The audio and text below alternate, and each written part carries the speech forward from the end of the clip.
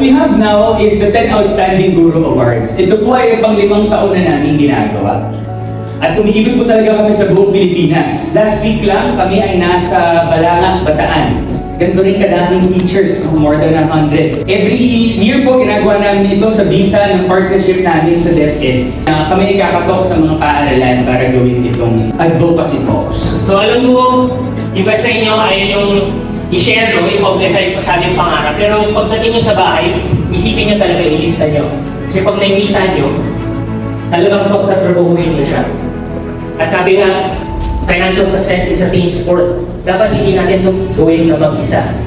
Isama natin yung asawa natin, isama natin yung mga anak natin, lahat tayong pamilya.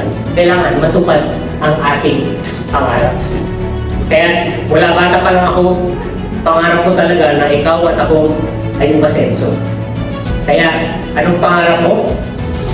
Usap tayo. Maraming salamat, Lipa. Maraming salamat mga guro. Para sa inyo ito. It wasn't raining when Noah built the ark. Ano ibig sabihin yan? Di ba?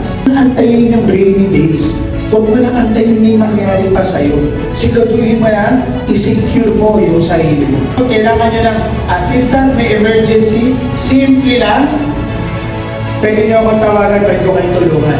Libre consultation, wala akong sisigilin sa inyo. Ito po ay purely tulong ko sa inyo na servisyo para give back naman sa community, sa mga blessing na natatanggap namin. Okay?